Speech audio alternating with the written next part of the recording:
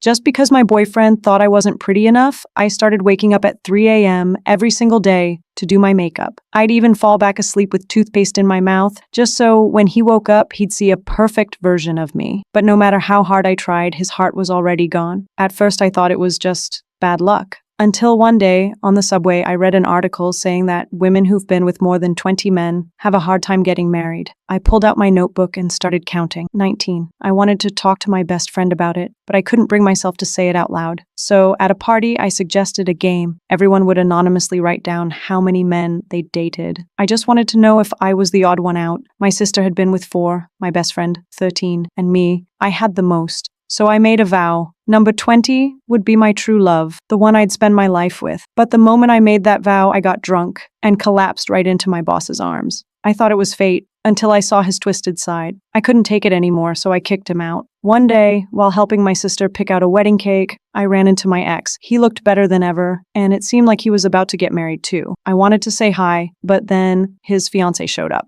I pretended I was just passing by. But that encounter gave me an idea. Maybe my soulmate was one of my exes. So I started searching for them online, but there were too many people with the same names. I couldn't track them all down. That's when I asked my neighbor Chris for help. He's your typical player. Finding people is basically second nature to him. He agreed to help, but on one condition. I had to help him get rid of the girls who wouldn't leave his place, so we made a deal. First stop, my first love. He worked at a bar. After all these years, he hadn't changed at all, still doing that little coin trick. I crossed his name off the list. Next was a British guy. I greeted him in his accent, and he blocked me immediately. The rest were even worse. A puppeteer who lived with dolls, a gynecologist who didn't even remember me. At first I was disappointed, but I kept going. Then I heard that our former student body president was running for office. He looked perfect, successful, polished, full of potential. I spent all my savings on designer clothes just to get his attention, and it worked. He noticed me, even invited me to a dinner. I called Chris right away, but he went quiet. That night, the candidate's assistant sent me a gift box.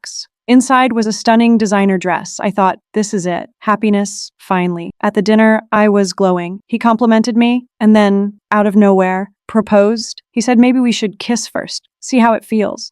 No, no. I want you to be my beard. I'm gay. And then he said something that completely shattered me. In that moment, I realized I had become a joke, so I turned around and walked away. When I got home, Chris was there. He had taken photos of all my sculptures, made them look beautiful, and just like that, my heart softened. We danced, drank, laughed on a basketball court under the night sky. I started to like having him around, but every time things got a little closer between us, I pulled back, because according to that article, he would be number 21, and I couldn't go past 20. That night, we fell asleep side by side. Nothing happened.